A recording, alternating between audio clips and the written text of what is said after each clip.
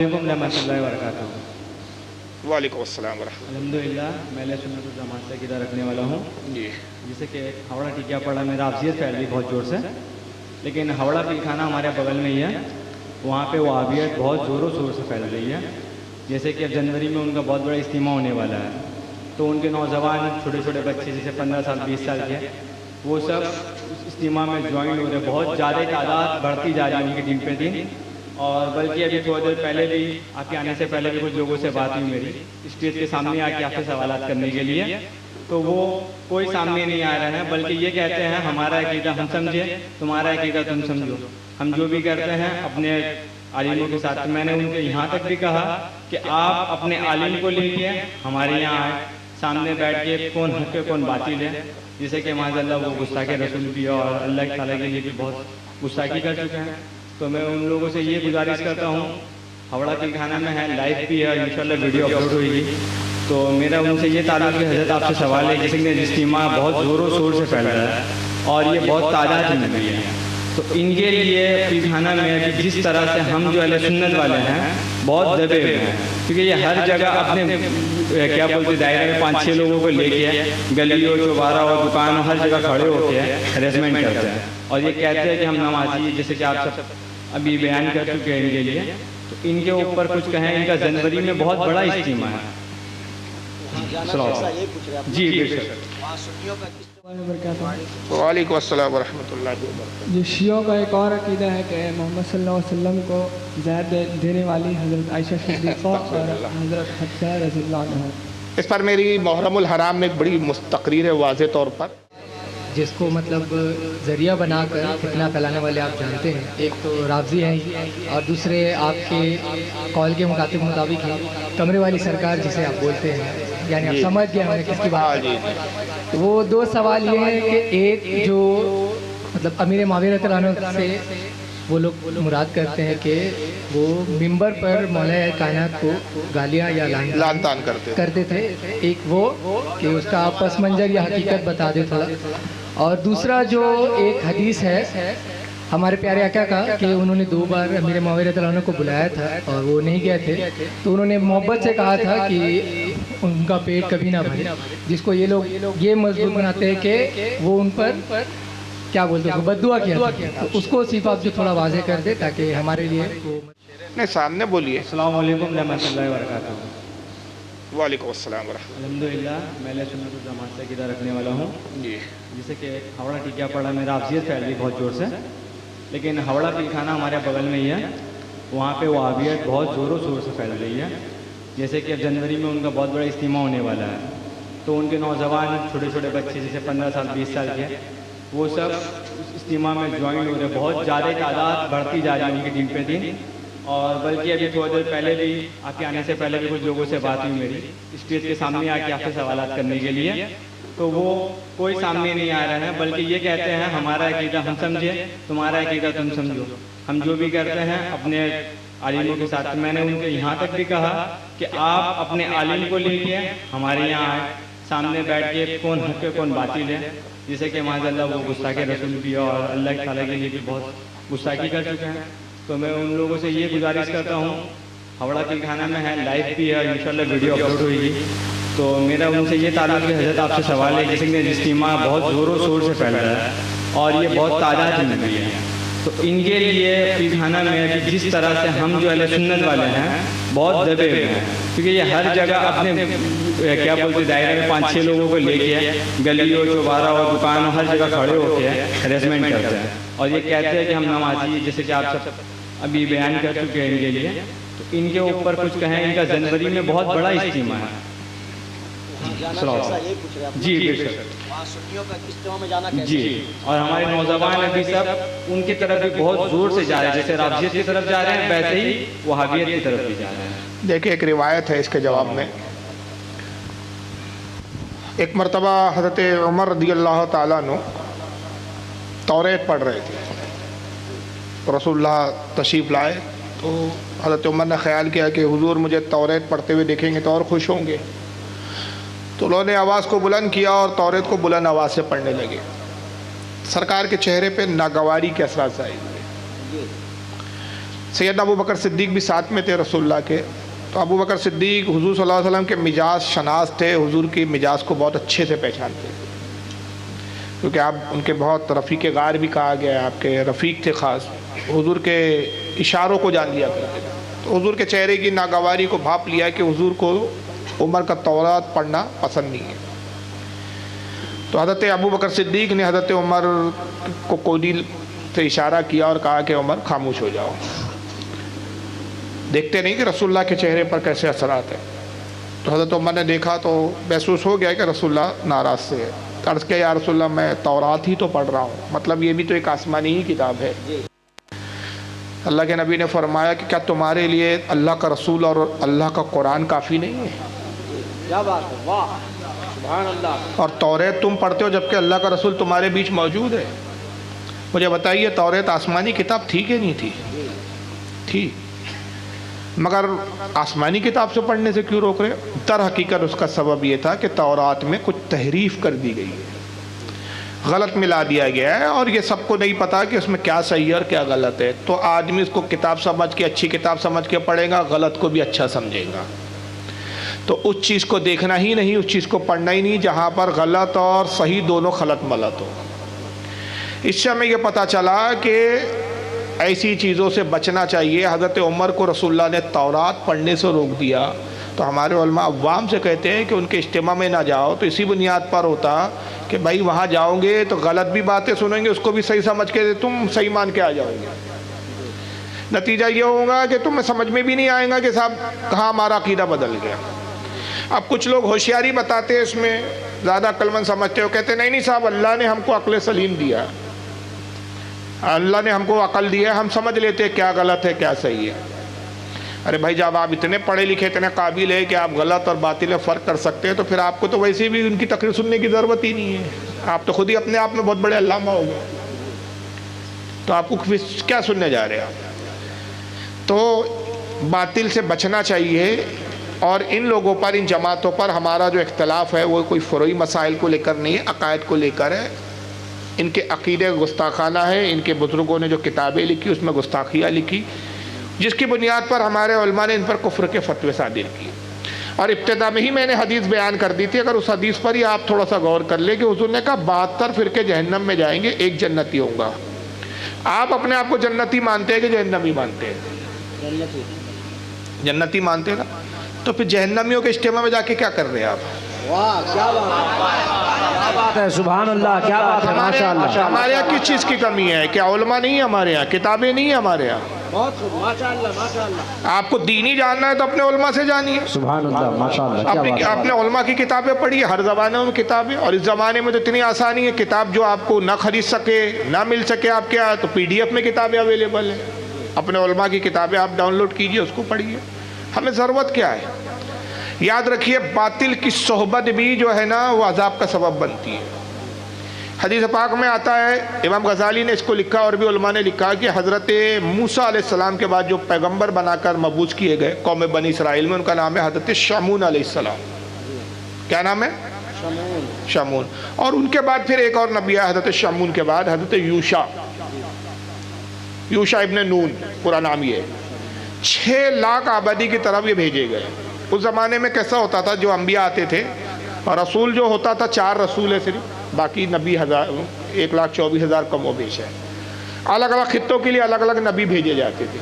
एक शहर में एक नबी होता था, या एक मुल्क में एक नबी होता था, दूसरे मुल्क का दूसरा नबी, ऐसा होता था।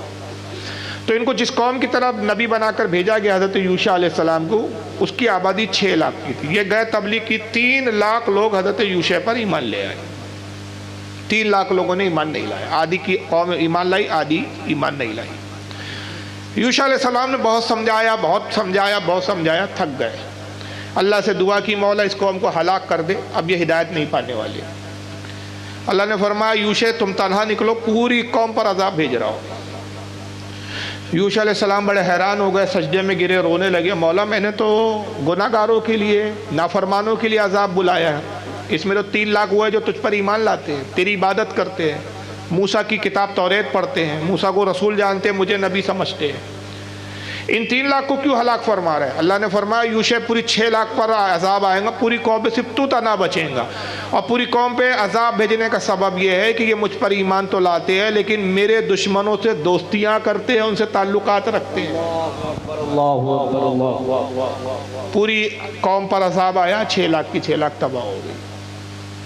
और इसी को कुरान अजीम ने बयान किया है सूरह मुजादिला, कुरान की सूरत सूरह मुजादिला, आखिरी आयत जहाँ सूरह मुजादिला ख़त्म हो जाती है। खालिक कायनात इरशाद फरमाता है ला तजिदू कौमन युमिनूना बिल्लाहि वल यौमिल आखिर युवाद्दूना मन हाद्दल्लाह व रसूल। ए महबूब तू नहीं पाएगा उस कौम को जो दावा तो करती है कि ईमान लाए अल्लाह और आखिरत पर और दोस्ती करते अल्लाह रसूल के दुश्मनों से। अल्लाह फरमाता है कि मेरे महबूब तू उस कौम को मुसलमान नहीं पाएगा, वो मोमिन नहीं होंगे, वो ईमान वाले नहीं होंगे कि सिर्फ दावा तो है अल्लाह पे ईमान है, आखिरत पर ईमान है, रसूलों पर ईमान है, मगर करते क्या है? ईमान के दावे के साथ दोस्ती किससे करते हैं? अल्लाह रसूल के दुश्मनों से, गुस्ताखों से। वो मोमिन नहीं होंगे। वलौ कानू आबाअहुम औ अबनाअहुम औ इख्वानहुम औ अशीरतहुम, वो दुश्मनाने अल्लाह रसूल अगरचे उनके बाप हो, उनके बेटे हो, उनके भाई हो, उनके कितने ही अजीज तरीन रिश्तेदार हो, अगर वो रिश्तेदारियों को निभाएंगे तो अल्लाह फरमाता है वो मोमिन नहीं होंगे। ईमान रिश्तेदारी की बुनियाद पर नहीं है, ईमान का ताल्लुक़ रसूल और अल्लाह के मोहब्बत से है।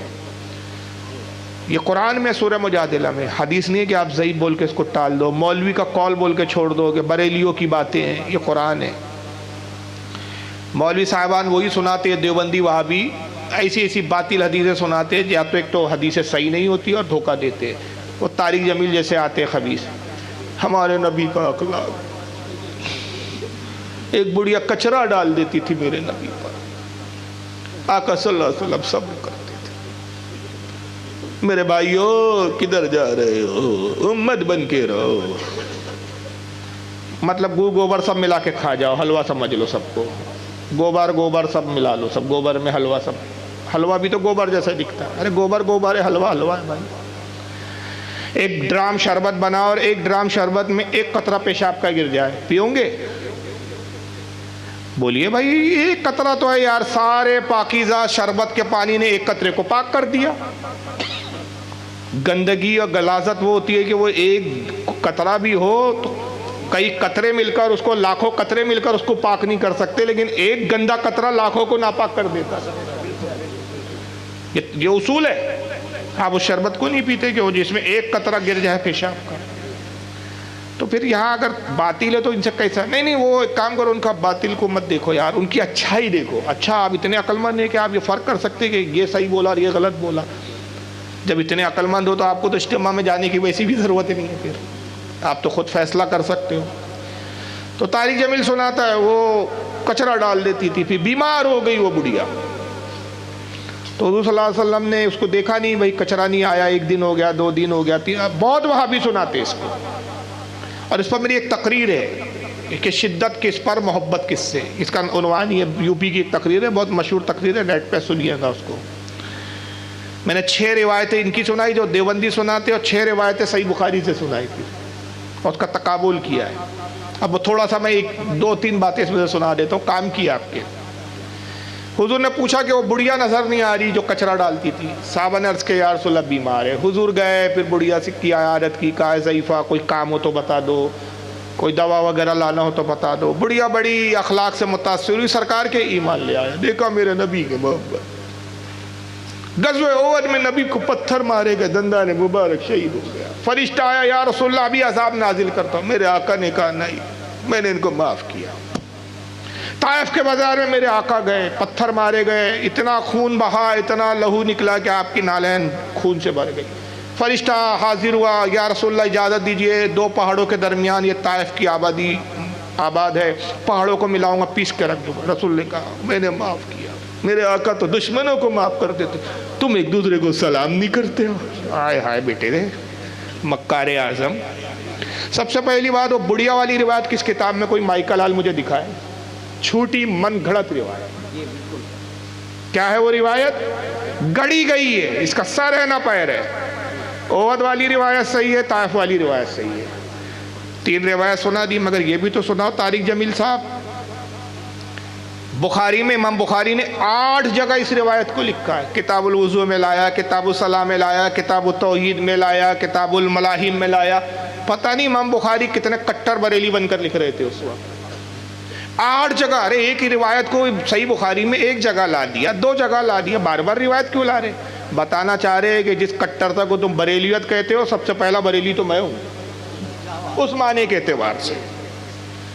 8 जगह इस रिवायत को लाके क्या कहते हैं? कबीले उरैना के लोग आए, कबीला था उरैना, या रसूलुल्लाह हम ईमान लाना आए हैं। बहुत अच्छी बात है, कलमा पढ़ो, कलमा पढ़ा दिया मुसलमान हो गया, पूरा कबीला मुसलमान हो गया। कबीला था, 2-4 लोग नहीं, कई 100 के लोग, कई 100 लोग थे, वो कबीला था। और सही बुखारी में, उस किताब में तुम्हारे जो कुरान के बाद सबसे अफजल है, उसका तो इनकार नहीं कर सकते तुम।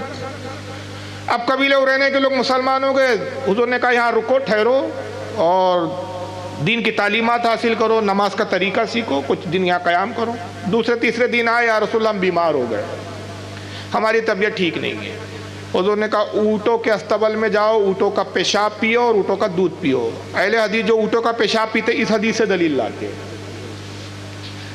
ये हदीस दलील है उनकी। मगर वो भूल जाते कि वो हुजूर ने जिनको पेशाब पीने के लिए बोला वो कौन लोग थे। कहा जाओ ऊँटों का पेशाब पियो। इमाम इब्न हजर अस्कलानी फतुल बारी में लिखते हैं कि चूंकि आका तबीब आज़म है, पेशाब जायज़ नहीं, नजस है, मगर हुजूर को मालूम था कि जो मर्ज में मुब्तला उसका इलाज ऊँट के पेशाब में ही है, तो ये इजाज़त नहीं थी, ये एक इलाज के तौर पे था। बहरहाल कहा ऊँटों का पेशाब पियो, दूध पियो। जब वो जाने लगे तो आका ने कहा कि लोगों सुनो, मदीने की हवा सबको रास आती है सिवाय मुनाफिक के। बता दिया कि ये मुनाफिक है, ईमान ये दिल से नहीं लाए। बहरहाल गए, ऊँटों के अस्तबल में रुके, वहीं क़याम किया, ऊँटों का पेशाब पीते थे, ऊँटों का दूध पीते थे। चंद दिन में सेहतमंद हो गए, मोटे ताज़े हो गए। एक दिन मौका देखा, ऊँट के जो महाफिज साहबा थे उनको कत्ल किया और सारे बैतुल माल के ऊँट लेकर भाग गए।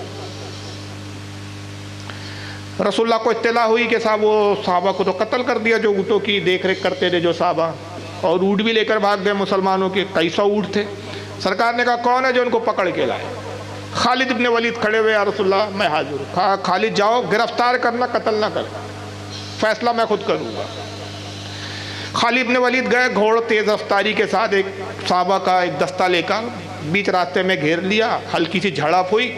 सैफुल्लाह का वो क्या मुकाबला करते, तलवारें रख दी उन्होंने, अमान अमान अमान चिल्लाना शुरू किया। खालिद इब्न वलीद ने गिरफ्तार किया, सबको रस्सियों में जकड़ दिया, एक कासिस को रवाना किया, जाओ हुजूर को इत्तला दो कि गिरफ्तार किया जा चुका है।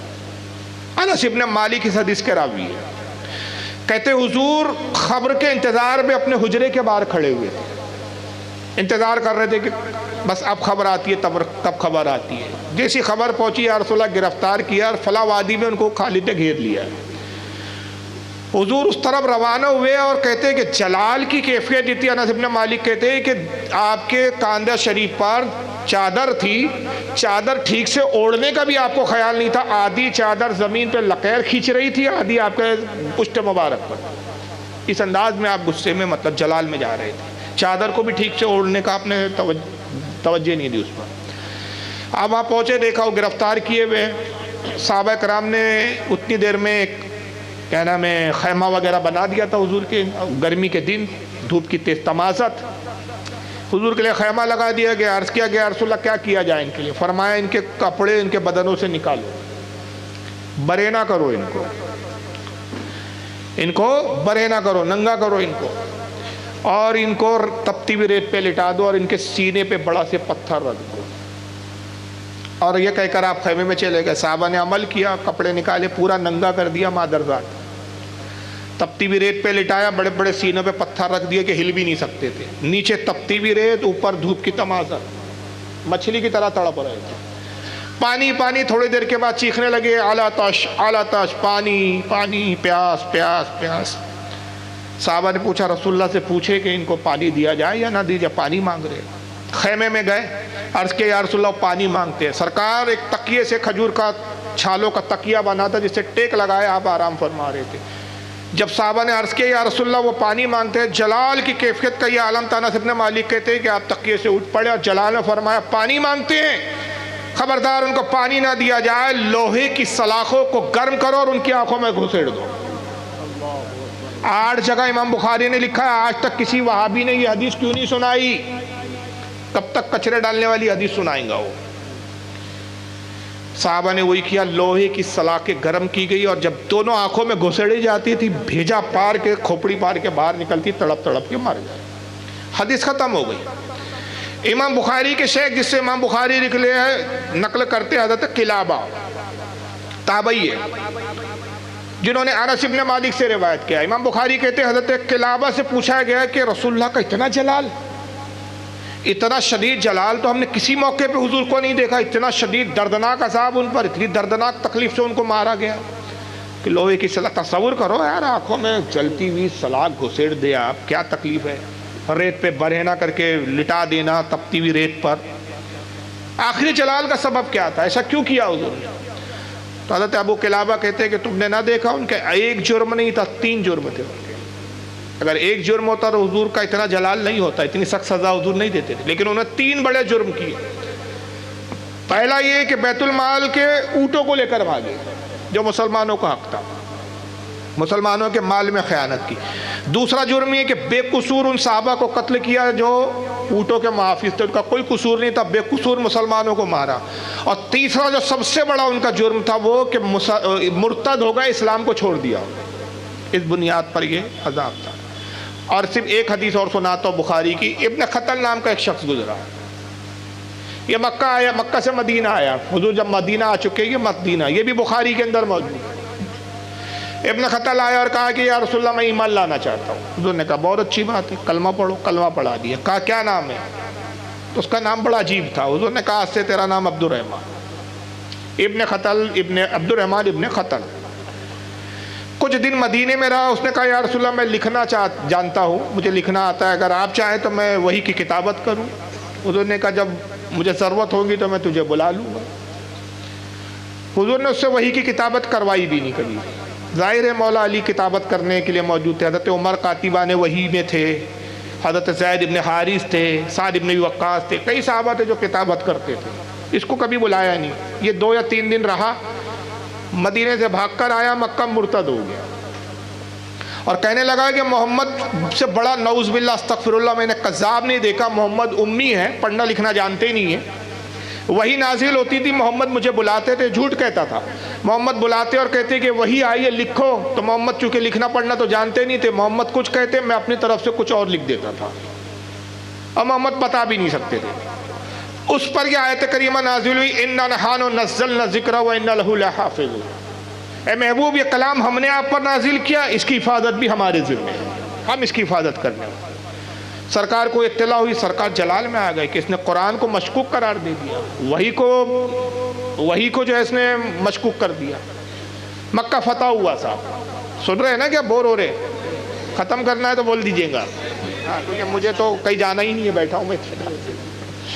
आप सुन रहे तो मैं बोल रहा हूँ, हालांकि मेरे हिसाब से ठंडी ज़्यादा है, नागपुर में इतनी ठंडी नहीं होती।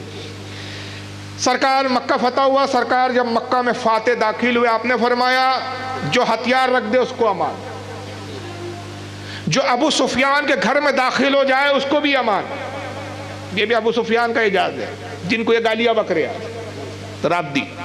जो अबू सुफियान के घर में जाए उसको अमान, जो हरम में आ जाए उसको अमान, बूढ़ों को अमान, बच्चों को अमान, औरतों को अमान, मगर इब्ने खतल को अमान नहीं। जहां पाओ कत्ल करो, जहां देखो कत्ल करो। साहबा कहते हमने ढूंढना शुरू किया, अपने कत्ल का पता नहीं चल रहा है। पूरे मक्का की नाकाबंदी कर दी गई, जो जो रास्ते थे मक्का से आने जाने बाहर के, सब पे नाकाबंदी थी। इब्ने कत्ल का पता नहीं, बाहर निकला नहीं था मक्के में, ये तो पता चल गया कि मक्का में ही था। तलाश किया, नहीं मिल रहा है, पूरा दिन गुजर गया। साद इब्न वक्कास कहते हैं गालिबन कि मैं हरम में काबतुल्लाह में दाखिल हुआ तवाफ़ काबा के लिए, तो मैंने देखा जब मैं काबे के करीब से गुजरा और हजर अस्वद के पास आया कि बोसा लूँ, गिलाफ़ काबा को मैंने हिलता हुआ देखा। ख्याल किया कोई जानवर शायद गिलाफ़ काबा के अंदर घुस गया है। कहते मैंने जब गिलाफ हटाया देखा तो इब्ने खतल था, काबे की दीवारों से चिमटा हुआ था, जैसे छिपकली चिपकी हुई होती है। क्यों काबे में चिपक गया था? आकर उसको मालूम था कि हरम में कत्ल जायज़ नहीं। और हुजूर ने यह भी कहा था जो हरम में दाखिल हो जाए उसको अमान, कि हरम में तो आप जो है जू नहीं मार सकते, जानवर किसी जानवर को नहीं मार सकते, हरम की हुर्मत है, तो मैं हरम में ही बच सकता हूँ, यही एक ऐसी जगह जहाँ मुझे नहीं मारा जाएगा। अब साहबा पश्चो पेश में कि ये तो हरम में छुपा है, और हुजूर ने कहा इसको अमान नहीं।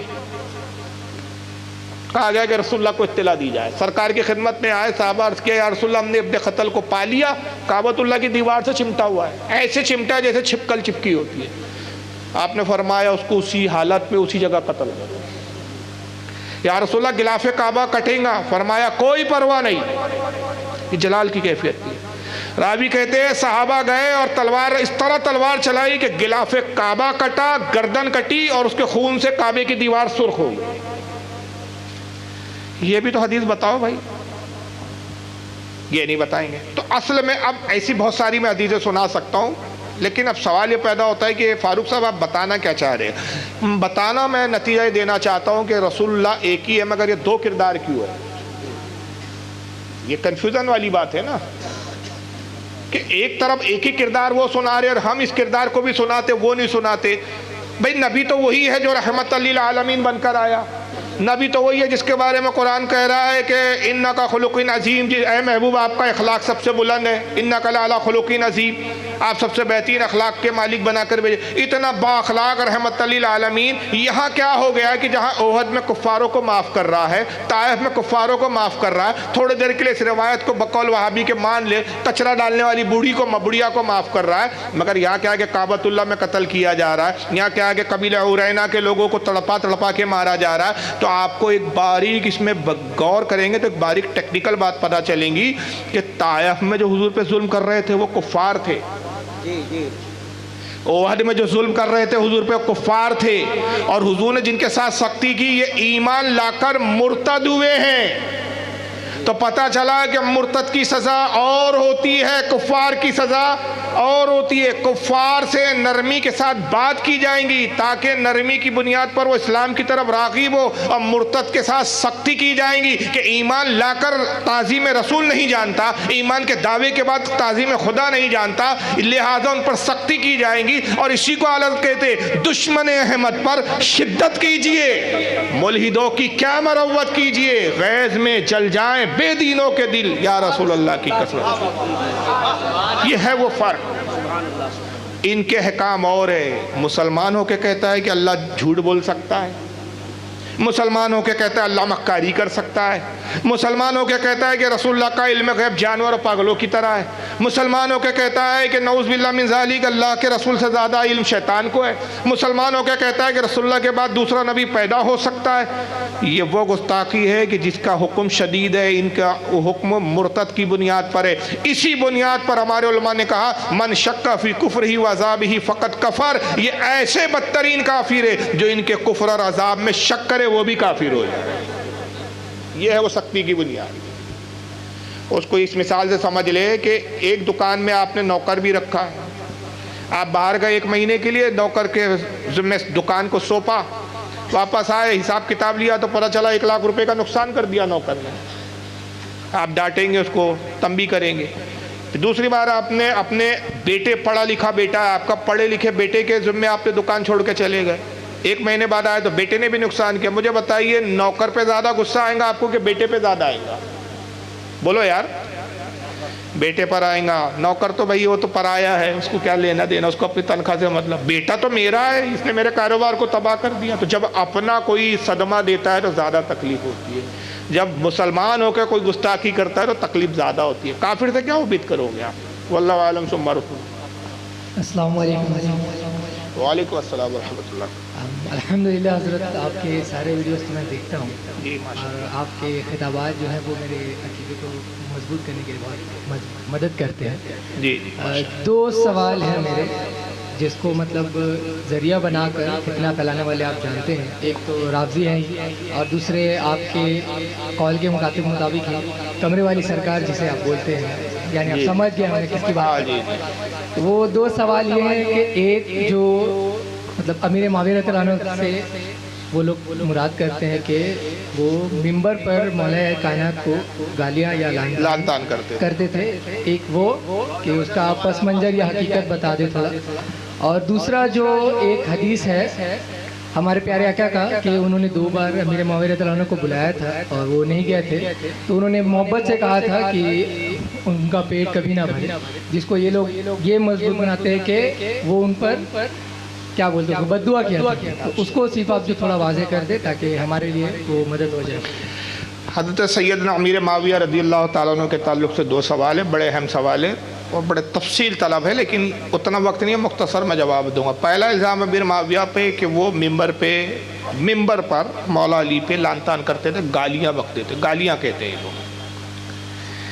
حالانکہ عربی زبان میں جو لفظ آتا ہے وہ شب و شتم آتا ہے، اور شب و شتم کا معنی جو ہوتا ہے وہ گالیاں نہیں ہوتا، بلکہ وہ کیا کہنا چاہیے سخت جملے کہنا ہوتا ہے. ظاہر ہے کہ یہ دونوں حضرات میں اختلاف تھا اس وقت، یہ تو طے ہے، اس سے تو آپ انکار نہیں کر سکتے. اختلاف تھا تبھی تو صفین واقع ہوئی ہے. اگر اختلاف نہ ہوتا تو صفین کیوں ہوتی پھر؟ جنگ کیوں کرتے، جنگ کیوں لڑتے؟ جنگ لڑی تو کہ اختلاف تھا. تو شب و شتم کا جو عربی میں معنی ہوتا ہے وہ ہوتا ہے تنقید، کسی کے کام پر تنقید کرنا، نکتہ چینی کرنا. اور یہ بزرگوں میں شروع سے رہا، صحابہ میں بھی رہا، علماء میں بھی رہا، ائمہ میں بھی رہا، کہ کسی کے کام پہ، جیسے عرب میں بہت سارے مطلب ایک دستور ہوتا تھا کہ کسی کے لیے جب کوئی کام سے پسند نہیں کرتے تو اس کے لیے کچھ سخت جملے بولتے تھے، وہ گالیاں نہیں ہوتی تھی. تو وہاں پر یہ ہوتا تھا کہ امیر معاویہ ممبر پر مولا علی کے کچھ کاموں کو لے کر تنقید کرتے تھے، گالیاں نہیں ہوتی تھی. اور یہ الفاظ قرآن میں بھی آئے ہیں، حدیثوں میں بھی کئی رسول اللہ کی مثال ہے، اور وہاں ترجمہ کوئی بھی گالی نہیں کرتا اس کا. لیکن یہ بدعقیدہ کیا کرتے ہیں کہ اس سے مراد لیتے ہیں کہ بھئی ممبر پہ گالی بکتے ہیں. مجھے آپ ایک شرافت سے بتاؤ یار، آج کے زمانے میں 1400 سال کے بعد بھی آپ مجھے مسجد میں بلائے جمعے میں، اور ممبر پہ تقریر کرنے کھڑے کریں اور کہے کہ بھائی آپ اپنے دشمن کے خلاف تقریر کیجیے. اب وہابیوں کو میں دشمن جانتا ہوں تو میں سخت جملے کہوں گا، خبیث بول دوں گا، یہ بول دوں گا، مگر یہ تو نہیں ہوگا تیری ماں کا، تیری بہن کا. یہ کبھی دیکھا ہے کہ آپ نے گالیاں بک رہے ہو آپ؟ بھائی آج کے دور میں کوئی ممبر پہ یہ نہیں کرتا، وہ صحابی رسول ہے، تو آپ یہ سوچتے ہیں کہ اس طرح ہوتا تھا. دوسری بات یہ ہے کہ جب حضرت امیر معاویہ کے زمانے میں اگر گالیاں بکی جاتی تھی، لعن طعن ہوتا تھا، تو اس کے راوی بہت ہونے چاہیے. اس زمانے میں ہزاروں مسجد، ہزاروں شہر تھے، سب جگہ لعنت ہوتی تھی بتاتے علی کے اوپر. تو اس کی وجہ کیا ہے کہ اس کے راوی کون ہے معلوم ہے آپ کو؟ اس کا ایک ہی راوی ہے. یہ اب تھوڑی علمی بات کر رہا ہوں. اس کا ایک راوی ہے یہ لوط ابن یحییٰ، جس کی کنیت ہے ابو مخنف. یہ کٹر چھٹا ہوا شیعہ رافضی تھا، اور ایسا کوئی محدث نہیں اہل سنت کا جس نے اس کے بارے میں نہیں کہا کہ یہ انتہائی درجے کا کذاب ہے، بلکہ یہاں تک علماء نے کہا یہ اپنے وقت کا دجال ہے. یہ نہ رسول اللہ کے زمانے میں نہ صحابی ہے نہ تابعی ہے. یہ شہادت حسین کے تقریباً 150 سال بعد پیدا ہوا، اور جو یہ روایت کرتا ہے اس سے پہلے کی سند تک بیان نہیں کرتا ہے، منقطع روایتیں بیان کرتا ہے. اس کی روایت بھی منقطع ہوتی ہے. یہ بیان کرتا ہے کہ امیر معاویہ لعن طعن کرتے تھے، گالیاں بکتے تھے، اور یہ ممبروں پہ علی کو گالیاں بکی جاتی تھی، معاذ اللہ استغفر اللہ. تو سب سے پہلے تو یہ روایتوں کا راوی ہی ایک نمبر کا بکواس آدمی، تو روایت ہی صحیح نہیں ہے سند کے اعتبار سے. اور اگر تھوڑے دیر کے لیے بالفرض تھوڑے دیر کے لیے دیکھیں کہ نہیں چلو کچھ تو اصل ہوں گی اس کی، تو وہ تنقید تھی، اور یہ دونوں طرف سے ہوتی تھی. یہ صرف رافضیوں نے کیا کیا، ایک پہلو بہت اچھالا. اب یہ ہے کہ ہمارے مطالعے نہیں ہے تو ہم لوگ بیان نہیں کرتے. جس طرح ایک الزام مروان پہ لگتا ہے کہ امیر معاویہ کا گورنر تھا مدینے میں اور وہ بہت سختی سے لعن طعن کرتا تھا، تو اسی طرح البدایہ والنہایہ پڑھ لیجیے آپ ابن حافظ ابن کثیر کی، تاریخ طبری پڑھ لیجیے آپ امام ابن جریر طبری کی، ابو جعفر ابن جریر طبری کی، ابن الاسیر کی آپ الکامل پڑھ لیجیے. یہ مستند کتابیں اہل سنت میں. اس میں باضابطہ ملے گا کہ اسی طرح ممبر پر امیر معاویہ، عمرو ابن عاص، عثمان غنی، ان پر ایک لعن طعن کرنے والا شخص تھا، اور یہ علی کا سپہ سالار تھا جس کا نام تھا، دیکھیں بھی نام ذہن میں نہیں آ رہا ہے مجھے، مالک اشتر. مالک اشتر یہ لعن طعن کرتا تھا. بلکہ یہاں تک حافظ ابن کثیر البدایہ میں ایک جگہ لکھتے ہیں کہ امام حسن اور حضرت عمار رضی اللہ تعالیٰ عنہ فوجوں کو جمع کرنے کے لیے ایک شہر کی طرف گئے، طائف وغیرہ کی طرف گئے. وہ کہ فوجوں کو جمع کرے، اور اس وقت امیر معاویہ سے صفین ہونے والی تھی۔ ایک شخص باضابطہ ممبر پہ کھڑے ہو کے حضرت عائشہ کو گالیاں بک رہا تھا۔ وہ شب و شتم نہیں کر رہا تھا، وہ حقیقت میں گالیاں بک رہا تھا۔ تو حضرت امیر معاویہ نے اس کا گریبان پکڑا اور ممبر سے اتارا، حافظ ابن کثیر کہتے ہیں، اور فرمایا کہ بدبخت، قسم خدا کی اگر حضرت علی کی ممانعت نہ ہوتی کہ مسلمان کو نہ قتل کیا جائے تو میں تجھے قتل کر دیتا۔ تو اس ام المومنین پر لعن طعن کر رہا ہے کہ جو رسول اللہ کے ساتھ جنت میں رہنے والی ہے، جو حضور کے ساتھ جنت میں جس کا رفاقت میں ہوں گی۔ تو اس نے کہا کہ میں عائشہ کو حضور کی مومنوں کی ماں ہی نہیں مانتا۔ راوی کہتا ہے کہ یہی بات پھر حضرت عائشہ تک پہنچی کہ ایسا ایسا ہوا اور فلاں جگہ آپ پہ لعن طعن ہو رہا تھا، عمار نے اس کو روکا تھا۔ آپ نے عمار کو دعا دی اور کہا کہ عمار سے ہمارا اختلاف کسی اور کے ساتھ سے عثمان کو لے کر، اور رہا وہ شخص جو مجھے گالیاں بکتا ہے، لعن طعن کرتا ہے، اور وہ کہتا ہے کہ میں ان کو ماں نہیں مانتا۔ اس نے سچ کہا، میں مومنوں کی ماں ہوں، کفار اور منافقوں کی ماں نہیں ہوں۔ اس نے سچ کہا۔ تو گالیاں ادھر سے بھی، اگر تم گالی کہتے ہو تو یہاں بھی وہی لایا، لیکن ہم یہاں بھی وہی تعویل کرتے کہ ادھر سے بھی سخت جملے بولے جاتے تھے۔ خود مولا علی کے اگر آپ خطبے دیکھیں، نہج البلاغہ ہی پڑھ لیجئے آپ شیعوں کے، تو اس میں مولا علی کے بہت سخت جملے ہیں۔ تو ہمت ہو تو ان کو گالی کا تعبیر کرو۔ اب میں ایک جملہ بھی سنا دیتا ہوں مولا علی کا نہج البلاغہ میں، اور وہ شیعوں کے خلاف ہے، شیعوں کے خلاف ہے۔ تو اس بنیاد پہ آپ حضرت علی کو بھی بولیے۔ یہ عرب کا ایک طریقہ تھا کہ سخت جملے استعمال کرتے رہے، ورنہ اس بنیاد پہ بولیے۔ علی بھی گالی بکتے تھے ممبر پہ۔ مولا علی شیعوں کے بارے میں خطبے میں کہتے ہیں کہ یہ بدبخت، تم میرے شیعہ کہلاتے ہو، مجھ سے محبت کے دعوے کرتے ہو، لیکن جنگ کے لیے جب نکلنے کے لیے کہتا ہو تو تم جنگ پہ نکلتے نہیں ہو۔ میں کہتا ہوں کہ جنگ پہ نکلو، دشمن ہم پر غالب آ رہا ہے، تو تم کہتے ہیں کہ ابھی سردی کا موسم ہے، سردی سے ہم تھتڑے جا رہے ہیں، سردی سے ہم کانپ رہے ہیں، سردی ٹل جائے تو پھر ہم نکلیں۔ پھر سردی ختم ہوتی ہے، میں کہتا ہوں نکلو، تو کہتے ہیں کہ اب تو گرمی ہے، گرمی نے ہم کو بدحواس کر دیا ہے، بدحواسی طاری ہو گئی ہے، گرمی تھوڑا ختم ہو تو پھر ہم چلے۔ پھر گرمی تک میں انتظار کرتا ہوں، گرمی ختم ہوتی ہے، پھر میں کہتا ہوں اب چلو دشمن کی طرف، تو تم کہتے ہو کہ اب بارش کا موسم ہے، اب تو فصل اگانے کا وقت آ گیا ہے، اب تو ہمیں اپنی کھیتی کو شبد و شاداب کرنا ہے، کھیتی کو ہرا بھرا کرنا ہے۔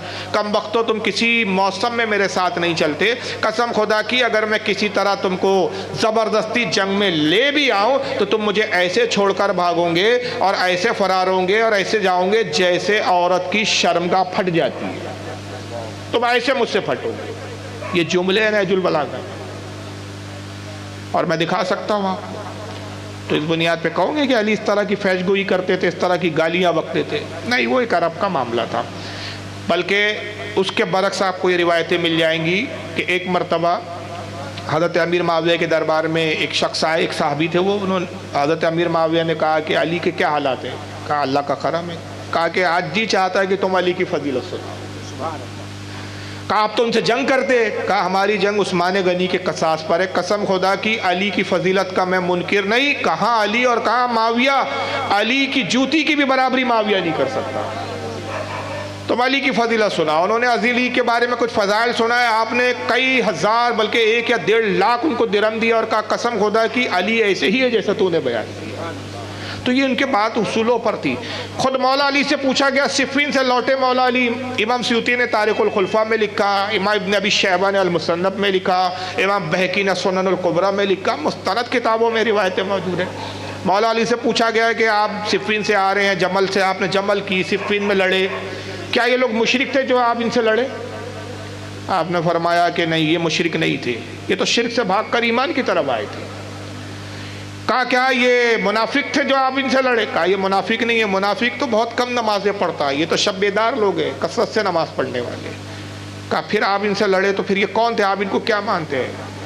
قالا بغوا اخواننا بغوا علینا، یہ ہمارے بھائی تھے، انہوں نے صرف ہم سے بغاوت کی، پھر ہماری طرف آئے تو ہم نے ان کو قبول کر لیا۔ ایک مقام پہ پوچھا گیا، امام ابن عساکر نے تاریخ دمشق میں لکھا اس کو، امام سیوطی نے تاریخ الخلفاء میں لکھا، امام ابن حجر نے الصواعق المورقہ میں لکھا، مستند حوالے، متعدد حوالے۔ پوچھا گیا کہ معاویہ کی طرف سے جو قتل ہوئے اور آپ کی طرف سے جو قتل ہوئے، ان کا انجام کیا ہے؟ فرمایا معاویہ کے طرف سے قتل ہونے والے، ہماری طرف سے قتل ہونے والے، دونوں جنتی ہیں۔ تو بہرحال یہ نہیں۔ اب دوسرا وہ کہ وہ جو حدیث ہے، صحیح مسلم کی حدیث ہے کہ حضور نے حضرت عبداللہ ابن عباس کہتے ہیں کہ مجھے بھیجا اور کہا کہ معاویہ کے پاس جاؤ اور مجھے ان کو بلا لاؤ۔ حضرت عباس گئے تو کھانا کھا رہے تھے، تو انہوں نے کہا کہ رسول اللہ بلاتے ہیں، غالباً کچھ اسی طرح کا مفہوم ہے. تو حضرت امیر معاویہ نے کہا کہ میں آتا ہوں. اس طرح جو بیان کرتے وہ یہ روایت ہے، جو یہ بیان کرتے. پھر میں اصل روایت بعد میں سناتا ہوں. حضرت عبداللہ ابن عباس آئے، کہا یا رسول اللہ وہ کھانا کھا رہے ہیں. حضور نے کہا جاؤ فوراً بلاؤ، بہت ضروری کام ہے. وہ پھر آئے اور پھر وہ کہتے ہیں کہ انہوں نے کہا رسول بلاتے. امیر معاویہ نے کہا جاؤ کہو آتا ہوں. حضور ناراض ہوئے اور کہا کہ اللہ معاویہ کا پیٹ کبھی نہ بھرا. حالانکہ روایت میں ایسا نہیں ہے. روایت میں ہے کہ وہ کھانا کھا رہے تھے، عبداللہ ابن عباس آئے، دیکھا اور لوٹ گئے. انہوں نے امیر معاویہ کو اطلاع ہی نہیں دیا سب. اور یہ آئے اور آنے کے بعد کہا کہ یا رسول اللہ وہ تو کھانا کھا رہے ہیں. حضور نے کہا جاؤ پھر بلا کے لاؤ. یہ گئے، دیکھا تو ابھی بھی کھانے میں مشغول تھے. پھر آئے، کہا یا رسول اللہ کھانا کھا رہے. تو حضور نے کہا کہ معاویہ اب تک کھانے میں مشغول ہے، معاویہ کا پیٹ اللہ کبھی نہ بھرا ہے. اب روایت میں یہ تو ہے ہی نہیں کہ امیر معاویہ نے نافرمانی کی. حضرت عباس نے تو کہا ہی نہیں کہ عبداللہ ابن عباس نے کہ حضور بلاتے. اگر یہ کہتے اور پھر وہ نہ آتے تو پھر الزام تھا. پہلی بات یہ امام نووی نے اس کی تعویل شرح مسلم میں بیان کی ہے. دوسرا معاملہ یہ ہے کہ حضور صلی اللہ علیہ وسلم کی خود ایک حدیث ہے اور صحیح حدیث ہے. آقا صلی اللہ علیہ وسلم فرماتے اللہ سے عرض کرتے پروردگار میں بھی ایک بشر ہوں، ظاہراً میں بھی ایک بشر ہوں، اور بشری اعتبار سے میں اپنے اصحاب کے لیے کبھی کبھی سخت جملے کہہ دیتا ہوں، لیکن اے خالق کائنات تو جانتا ہے کہ پھر میرا غصہ ختم ہوتا ہے اور پھر میں اپنے اصحاب پہ شفیق ہوتا ہوں. تو پروردگار جب بھی میں اپنے اصحاب کے بارے میں کچھ لان تان کروں، سخت جملہ کروں، تو اس کو بھی ان کے لیے بطور رحمت بنا دے. تو یہ سرکار کی حدیث ہے. تو اس حدیث کے اعتبار سے ہمارے ائمہ کہتے ہیں کہ امیر معاویہ کے لیے کوئی بد دعا نہیں تھی. اور سب سے پہلی بات دعویٰ کچھ ہے، استدلال کچھ ہے. رافضیوں کا اور مولائیوں کا دعویٰ ہے کہ امیر معاویہ مسلمان نہیں ہے، ہم ان کو مسلمان نہیں سمجھتے. اس سے ان کا کفر کا حد ثابت ہوا. اس سے کیا کافر ہو گئے؟ زیادہ نہ آپ یہ کہیں گے کہ کھانا بہت کھاتے تھے وہ. اور ہے وہ امیر معاویہ کہتے کہ جب حضور نے کہہ دیا کہ اس کا پیٹ نہ بھرے تو میں کھاتا ہوں لیکن دل ہی نہیں بھرتا میرا. میں 6 وقت کھانا کھاتے تو دن بھر دو. تو اس سے کیا ہے؟ دعویٰ کچھ ہے، دلیل کچھ ہے. تو بہرحال اس سے کوئی اتنا فرق نہیں پڑتا. واللہ عالم. ثم رسول اللہ. السلام علیکم. وعلیکم السلام. تو رافضی کا صرف اتنا ہی سوال نہیں ہوتا. حضرت امیر معاویہ رضی اللہ بولیے نا، تعالیٰ جو بھی ہوتا ہے بولیے، بیٹھا ہو نا. وہ یہ کہتے ہیں کہ نبی پاک نے ان کو کھانا میں سب سے پہلے بد دعا دیا. اس کے بعد جب حضرت عمر رضی اللہ تعالیٰ عنہ کا جب شہادت ہوا تو اس مجمع میں بھی حضرت عبداللہ بن عمر رضی اللہ تعالیٰ عنہ بیٹھے ہوئے تھے اور حضرت امیر معاویہ رضی اللہ تعالیٰ عنہ تقریر کر رہے تھے کہ اس مجمع میں جو بیٹھا ہے اس کے باپ سے زیادہ میں حاکم حکومت کا یہ رکھتا ہوں. یہ کہاں ہے یہ روایت؟ تو پوچھئے جو بیان کرتے ہیں. وہ بولتے ہیں. اور پھر اس کے بعد پھر یہ حضرت عثمان رضی اللہ تعالیٰ عنہ کا جب شہادت ہوا تو وہ یہی بولتے کہ جب ان کے اوپر جب خطرہ تھا تو بنو امیہ کیوں نہیں آئی، حضرت علی اور ان کے بیٹے ہی صرف کیوں تھے. اس کے بعد وہ یہ پوچھتے ہیں، یہ بھی جھوٹ بولتے جائیے. اس کے بعد وہ یہ بولتے ہیں کہ یعنی حضرت محمد ابن ابی بکر کا قاتل کون ہے، اور عبداللہ ابن عمر کا قتل کس نے کیا، اور حجر بن عدی کا قتل کس نے کیا. وہ یہ سارے سوال ہم سے پوچھتے ہیں. اچھا سوال ہے آپ کا، ماشاءاللہ. بڑھیا ہی. آپ 3-4 ایک ساتھ پوچھ لیا آپ نے، باری باری جواب سن لیجیے. پہلا یہ کہ حضرت عمر کی شہادت ہوئی. عبداللہ ابن عمر کہتے ہیں کہ امیر معاویہ وہاں بیٹھے تھے. یہ جھوٹی ہے، جھوٹ بات ہے. امیر معاویہ حضرت عمر کے زمانے میں شام کے گورنر تھے، جس کو اب سیریا کہا جاتا ہے. فاروق اعظم کے قتل کے ٹائم پہ وہ موجود ہی نہیں تھے شام، وہ شام میں تھے. فاروق اعظم کا قتل مسجد میں ہوا عین نماز کی حالت میں. ان کو لایا گیا، لانے کے بعد صاحب وہ دوسرے دن ان کا انتقال ہو گئی، شہادت ہو گئی. تو امیر معاویہ تو وہاں تھے نہیں، حتیٰ کہ وہ جنازے میں بھی نہیں پہنچے. ظاہر مدینہ اور شام کو بہت نزدیک نہیں ہے، کافی دن کی مسافت ہوتی تھی. دوسرا یہ کہ وہ یہ بیان کرتے کہ حضرت عمر جب شہید ہو رہے تھے یا قتل کیے گئے تو عبداللہ ابن عمر بھی تھے. علی نے کہا کہ اس سے زیادہ خلافت کا میں حق رکھتا ہوں. اس روایت کا سر ہے نہ پیر ہے. مجھے چیلنج ہے کہ یہ کس کتاب میں کوئی دکھا دے مجھے. اس کے برعکس امام ابو نعیم کی آپ محدث امام ابو نعیم کی آپ پڑھ لیجئے کتاب جو ہے معرفت الصحابہ. اور ایک بہت بھاری بھرکم شخصیت کا میں حوالہ دے رہا ہوں، حضرت امام احمد ابن حنبل. ان کی آپ فضائل صحابہ پڑھ لیجئے. اس میں یہ ہے کہ فاروق اعظم کی جب انتقال کی خبر یعنی شہادت کی خبر پہنچی حضرت علی کو کہ ان کو کیا بولتے حملہ کیا گیا ہے، تو حضرت علی پہنچے اور رو رہے تھے. اب روتے کہا کہ اے کاش عمر ابن خطاب کی جگہ میں علی ابن ابی طالب ہوتا، مطلب جس حال میں، اور آپ پر ہماری جانیں فدا ہو. پھر اس کے بعد حضرت عمر کا جب انتقال ہوا، یہ تواتر کے ساتھ اتنی کتابوں میں روایت آئی کہ پوچھیے میں، حضرت کے امام جعفر تک نے اس کو بیان کیا ہے، امام جعفر تک نے اس کو نقل کیا. وہ یہ ہے کہ حضرت علی کہتے تھے کہ اس وقت جو اس کفن میں لپٹا ہوا شخص ہے، روئے زمین پر اس شخص کے علاوہ ایسا کوئی شخص نہیں کہ میں یہ خواہش کرتا ہوں کہ اللہ کی بارگاہ میں اس کے جیسے اعمال لے کر پیش ہوں. یہ تو فضائل پر حدیثیں ہیں اور یہ رابدیوں کی روایتیں لاتے ہیں. مولائی اصل میں اہل سنت کی کتابوں سے روایتیں نہیں لاتے. میں نے ابتدا میں کہا تھا کہ یہ عقیدہ شیعوں کا بیان کرتے ہیں، نام سنیت کے ٹائٹل کا لگاتے ہیں. یہ ہماری کن کتابوں میں وہ دکھا ہے، لاتے ہیں رابدیوں کی کتابیں. دوسرا یہ آپ نے دوسرا سوال کیا کیا تھا؟ ہاں، محمد ابن ابو بکر کو قتل کس نے کیا؟ محمد ابن سیرین رحمۃ اللہ علیہ تابعی ہے بہت بڑے، کئی صحابہ کے شاگرد ہے اور امام اعظم کے استاد ہے. وہ بیان کرتے ہیں کہ صفین اور جمل میں تقریباً 1,40,000 صحابہ قتل ہوئے. کتنے قتل ہوئے؟ اب یہ مولائی لاتے محمد ابن ابو بکر کو کس نے قتل کیا؟ معاویہ والوں نے قتل کیا. فلاں کو کس نے قتل کیا؟ حجر ابن عدی کو کس نے قتل کیا؟ وہ صحابی تھے، معاویہ والوں نے کیا. ارے بھائی، دونوں طرف کی جنگوں میں دونوں شہید ہوئے ہیں، تو علی والوں نے بھی تو جو معاویہ والوں کی طرف قتل کیا اس میں بھی تو صحابہ تھے. یعنی یہ ایسا پیش کر رہے ہیں کہ صرف معاویہ والے قتل کر رہے تھے اور علی والے صرف ہاتھ پہ ہاتھ کھڑے ہوئے بس قتل ہو رہے تھے، کچھ کر ہی نہیں رہے تھے. ارے بھائی، جنگ تھی بھائی، وہ جنگ میں دونوں ایک دوسرے کو قتل کر رہے تھے، دونوں ایک دوسرے کو مار رہے تھے. اب بلکہ تاریخ تو یہ کہتی ہے کہ حضرت علی امیر معاویہ پر حاوی تھے، تو زیادہ امیر معاویہ کی طرف سے قتل ہوئے.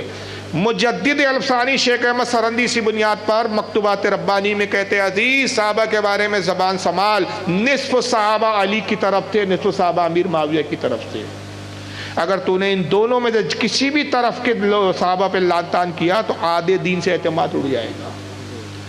تو یہ شکایتیں ہی بھیجا ہے. اب اگر اس طرح ہے تو چلیے پھر میں ایک حدیث سناتا ہوں. رابدی یہ کیوں نہیں سناتا؟ جب آپ انصاف کی بات کرنے بیٹھے تو دونوں طرف بات کیجئے. صحیح بخاری صحیح مسلم کی حدیث ہے، آقا نے کہا ہر نبی کا ایک حواری ہوتا ہے. حواری کہتے ہیں خاص گہرے دوست کو جو رازدار ہوتا ہے. ہر نبی کا ایک حواری ہوتا ہے. دنیا اور جنت میں میرا حواری زبیر ابن عوام ہے. کون ہے؟ زبیر ابن عوام. پھر ایک مقام پہ فرمایا ہے کہ جو نبی کے حواری کو قتل کرے اس پر جہنم میں سب سے زیادہ شدید عذاب ہوتا ہے. زبیر تم شہید کیے جاؤں گے اور تمہارے قاتل کو میں جہنم کی بشارت سناتا ہوں. زبیر کو کس نے قتل کیا بھائی؟ محمد ابن ابو بکر یاد آ گئے. اچھا، محمد ابن ابو بکر کو کیوں قتل کیا تھا اس کی بھی وجہ بتا دیتا ہوں. پہلے وجہ بھی سن لیجئے. وہ علی کی طرف سے تھے. اچھا، یہاں ایک عجیب بات ہے، باپ کو گالی بکرے، بیٹے سے محبت ہے. محمد ابن ابو بکر کون ہے؟ ابو بکر صدیق کے بیٹے ہیں. یہ جنگ اصولوں پر تھی، جس کے نزدیک جو اصول پہ زیادہ تھا وہ اس طرف تھا. آپ کو پتہ ہے صفین میں محمد ابن ابو بکر ابو بکر صدیق کے بیٹے امیر معاویہ کے خلاف لڑ رہے تھے علی کے فیور میں، اور علی کے خلاف ایک ذات اور لڑ رہی تھی. ہمت ہو تو ان پہ بھی لعن طعن کرو. جبکہ ان کی فضیلت میں کیا ہے؟ آقا فرماتے ہیں کہ مجھے اپنے قریش میں سب سے زیادہ محبت اس سے ہے. میں نام بعد میں لے رہا ہوں، انہوں نے نام لیا سرکار نے روایت فرمایا اس لیے کہ یہ سقی بہت زیادہ ہے، اور ابو طالب میرا چچا اس سے محبت کرتا تھا، اس لیے میں بھی اس سے سب سے زیادہ محبت کرتا ہوں. کون ہے وہ؟ عقیل ابن ابو طالب. عقیل ابن ابو طالب کس کی طرف تھے معلوم ہے آپ کو؟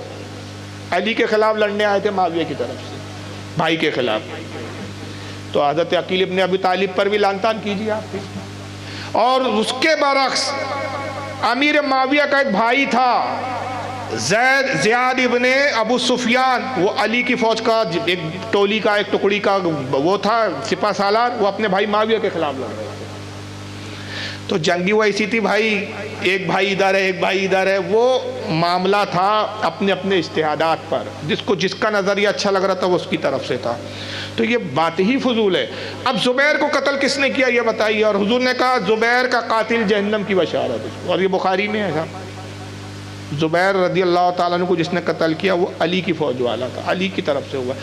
تو محمد ابن ابو بکر کو اگر امیر معاویہ والوں نے قتل کیا تو اس پر امیر معاویہ پہ لعن طعن ہے, تو زبیر کو قتل کرنے کی بنیاد پر کیا علی پہ لعن طعن کرو گے آپ؟ بات سمجھ میں آ رہی ہے کہ نہیں بیٹا؟ اور یہ حقیقت بھی ہے کہ جب اس نے قتل کیا اور وہ حضرت زبیر کا سر کاٹ کر لے کر آیا علی کے پاس, تو اور کہا کہ ایک شخص حاضر ہوا اور کہا کہ علی قاتل زبیر حاضر ہونے کی اجازت چاہتا ہے. آپ نے فرمایا کہ اس مردود کو اجازت نہیں جس نے زبیر کو قتل کیا, جاؤ اس کو جہنم کی بشارت دو. قسم خدا کی میں نے خود اپنے کانوں سے رسول اللہ کو سنا ہے کہ ہر نبی کا حواری ہوتا ہے, میرا حواری زبیر ابن عوام ہے اور حواری کو قتل کرنے والا جہنمی ہے.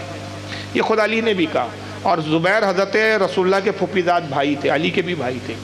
تو بہرحال دونوں طرف سے قتل ہوئے. اسی بنیاد پر اہل سنت و جماعت کا اعتدال والا مسلک ہے, مذہب ہے کہ صحابہ میں کسی کے بھی بارے میں زبان نہ کھولی جائے, خاموشی اختیار کی جائے. اور مولا علی نے ہی فیصلہ کر دیا کہ علی کی طرف, میری طرف سے جو قتل ہوئے اور جو معاویہ کی طرف سے قتل ہوئے, دونوں کیا ہے؟ جنتی ہے. بات ختم ہو گئی. اب وہ تو جنت میں جائیں گے اور یہ کم بخت صحابہ پہ لعن طعن کر کے اپنی آخرت تباہ کر رہا ہے. تو ایک پہلو سناتے, دوسرا پہلو یہ چھوڑ دیتے. تو امیر معاویہ کی طرف بھی کئی اصحاب رسول تھے اور جلیل القدر صحابہ تھے جو شہید ہوئے اس جنگ میں. تو بہرحال اس بنیاد پہ ہم مولا علی پہ لعن طعن نہیں کرتے, نعوذ باللہ, نہ کی جا سکتی ہے اس بنیاد پہ. وہ ظاہر ہے بھائی جب اختلاف ہوا ہے, جنگ ہوئی, تو وہ تو فطری بات ہے کہ قتل ہوں گے. اور اس کے بعد ایک کیا سوال تھا, اور تھا کوئی ایک سوال, ہاں کیا بول رہے؟ ہاں وہ تو آ گیا نا اسی میں. حجر ابن عدی علی کے ساتھیوں میں تھے, محمد ابن ابو بکر, حجر ابن عدی.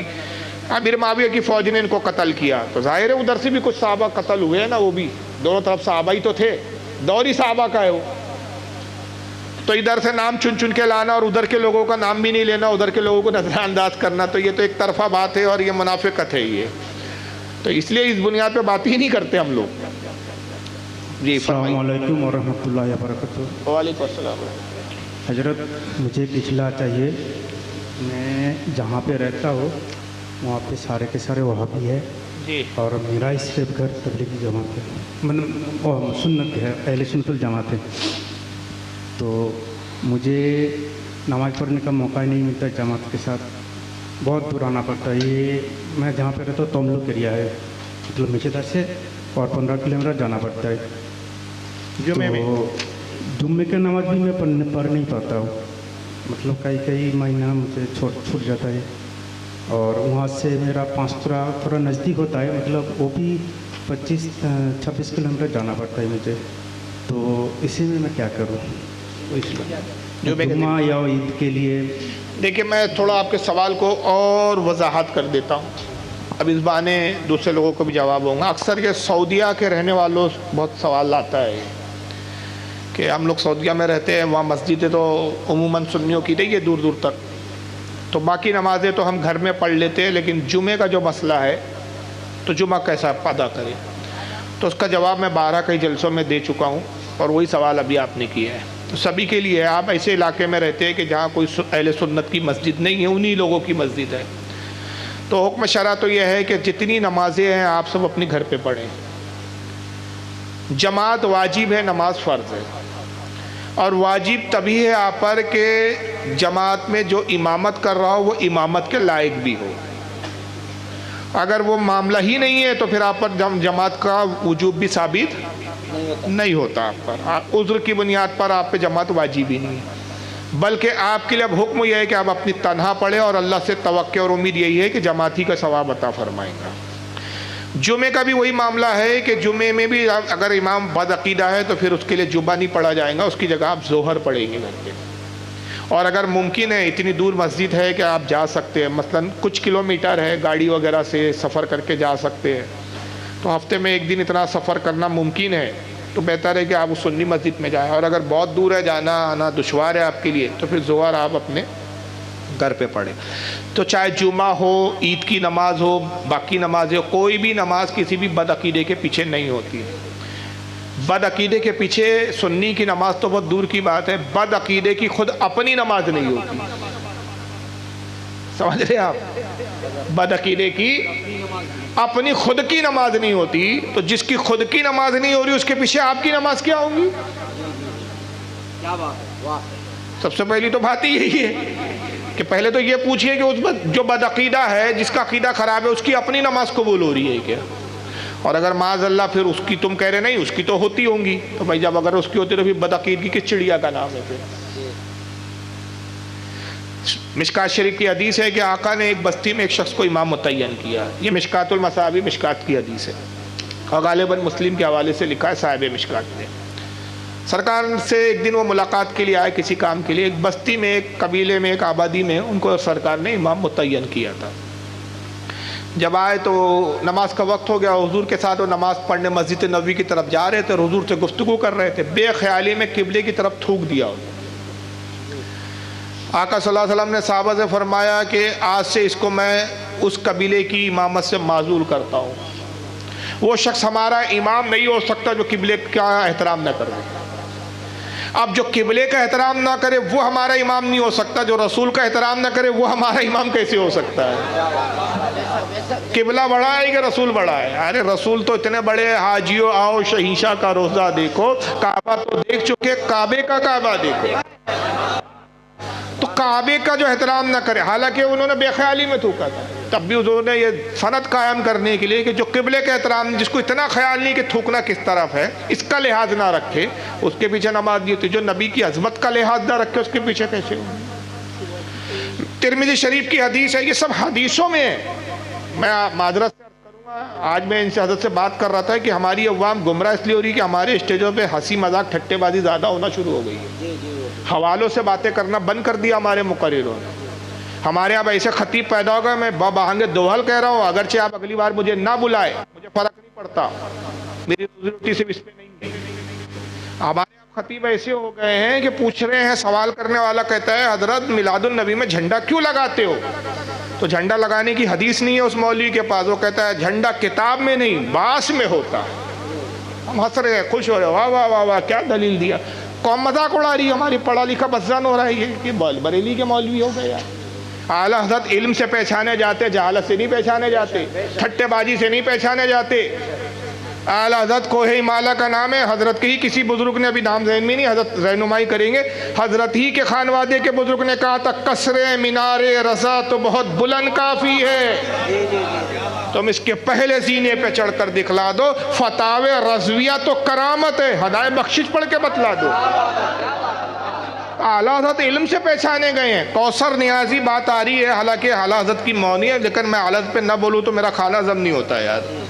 आला हज़रत तो मेरी ग़िज़ा है, रूहानी ग़िज़ा है। कौसर नियाजी पाकिस्तान के वज़ीर तालीम रहे, जमात इस्लामी से ताल्लुक़ था, अशरफ अली थानवी के शागिर्द रहे जनाब, और भी कई बड़े बड़े देवबंद के उलमा से पढ़ा। एक ज़माने तक आलत से बज़न रहा हो कौसर नियाजी, मौलाना कौसर नियाजी, एजुकेशन मिनिस्टर रहा हो एक ज़माने में। 600 किताबें लिखी है कौसर नियाजी ने, खुद 600 किताबों का मुसन्निफ़ है। सीरतुन नबी पे कई जिल्दों में किताबें लिखी उसने। वो कहता है कि मौलाना अहमद रज़ा से मैं मुतमईन नहीं था, मगर ये हुआ कि एक बार एक सेमिनार की दावत दी गई और मुझसे कहा गया कि मौलाना अहमद रज़ा पर आप भी मकाला पढ़िए कुछ। तो मैंने फिर मौलाना अहमद रज़ा की किताबें पढ़ना शुरू की। तो उसने फिर आला हज़रत की तारीफ़ में किताब लिखी, मेरे पास मौजूद है, और उसकी ऑडियो रिकॉर्डिंग भी नेट पर डली है जो मकालों की। उस किताब का नाम है इमाम अहमद रज़ा। उस किताब में इब्तिदा कहाँ से करता है कौसर नियाजी पता है? कौसर नियाजी कहते हैं कि मेरे अपनी ज़ाती लाइब्रेरी में 8000 किताबें, मेरी अपनी लाइब्रेरी में जो मेरी ज़ाती है वो कितनी किताबें हैं? 8000 किताबें हैं, और हर किताब एक बार नहीं कई बार मेरे मुताले से गुजरी है। मैं दुनिया के कई मुल्कों में मैंने सफ़र किए, दुनिया के जिस खत्ते और जिस मुल्क में गया मैंने वहाँ की सबसे पहली लाइब्रेरियों को खंगाला। ज़िंदगी में मैंने उतनी रोटियां नहीं खाई जितनी मैंने किताबें पढ़ी है, और ये सारी किताबों के मुताले के बाद 600 किताबें मैंने खुद लिखी। ये सब चीज़ों के बाद मैं अपने आप में ये तस्वुर करता था कि मैं इल्म का एक समंदर बन गया हूँ, मैं एक इल्म का समंदर हूँ। मगर इस दरमियान में मौलाना अहमद रज़ा की किताब मेरी नज़र से नहीं गुजरी थी। لیکن جب مولانا احمد رضا فاضل بریلوی کی کتاب میں نے پڑھنا شروع کیا تو مجھے احساس ہوا کہ حقیقت میں علم کا سمندر تو اعلیٰ حضرت کی ذات ہے. میں تو اب تک سمندر کے کنارے سیپیاں چن رہا تھا, سمندر میں تو اترا بھی نہیں ہوں میں بھی. اور کہتا ہے مولانا احمد رضا کی ہر کتاب کے ایک صفحے پہ اگر شرح کی جائے تو ایک کتاب بن سکتی ہے, ہر صفحے پر ایک کتاب بن سکتی ہے. تو بڑوں نے حالت کا اعتراف کیا ہے. مگر آج ہم نے کہا کیا کر دیا, ہمارے اپنے جلسوں کے حال کیسے بنا دیے کہ بھائی جھنڈا کہاں ہے, تو جھنڈا باس کتاب میں نہیں باس میں ہوتا ہے. ارے حلوہ کیوں بناتے ہو شب برات میں, حلوہ کتاب میں نہیں کڑاہی میں ہوتا ہے. یہ تقریریں ہو رہی ہیں یار, مذاق بنا دیا, بھانڈوں کی مجلس بنا دیا. جس علی کی ہم بات کر رہے ہیں امام غزالی نے حیاء العلوم میں لکھا, حیات القلوب کے اندر حضرت کیا نام ہے ان کا حضرت ابو طالب مکی بہت بڑے صوفی بزرگ گزرے, انہوں نے اپنی کتاب حیات القلوب میں لکھا. یہ فرماتے کہ مولا علی جب خلیفہ بن کے تشریف لائے کوفہ میں تو 100 ممبر تھے, 100 ایسی جگہ تھی جہاں سے خطاب ہوتا تھا, تقریریں ہوتی تھی. آپ ہر ممبر کے خطیب کے پاس جاتے تھے اور ایک ہی سوال کرتے تھے, بتاؤ ناسخ و منسوخ کا علم جانتے ہو؟ قرآن میں ناسخ و منسوخ آئے تھے. وہ کہتا ہے یہ کیا ہوتی ہے؟ آپ کہتے اس کا ممبر جلا دو, تجھے واز کہنے کا حق نہیں. امام حسن بصری کی مجلس میں پہنچے تو وہ لوگوں کو رلا رہے تھے, خوف الہی, مجلس رو رہی تھی. آپ نے کچھ دیر واز سنا اور پھر امام حسن بصری سے ملاقات کی اور کہا کہ کیا ناسخ و منسوخ کا علم ہے؟ کہا حضور اہل علم سے دریافت کر کر کے جانتا ہوں. کہا تم واز کیا کہہ رہے تھے؟ کہا میں اللہ کا خوف دلاتا ہوں اور اللہ کی طرف میں لوگوں کو راغب کرتا ہوں. کہا کہ اس شخص کا ممبر بنا قائم کیا جائے. حضرت امام زین العابدین فرماتے جو خطیب ممبر پہ بیٹھ کے ہنسی مذاق ٹھٹے بازی کرتا ہے وہ علم کی الٹی کیا ہے, وہ کیا بولتے ہیں, قے کرتا ہے, الٹی کرتا ہے. وہی امام زین العابدین کا قول ہے کہ جو خطیب ممبر پہ بیٹھ کے ہنسی مذاق کرتا ہے وہ کیا, وہ علم کی الٹی کرتا ہے.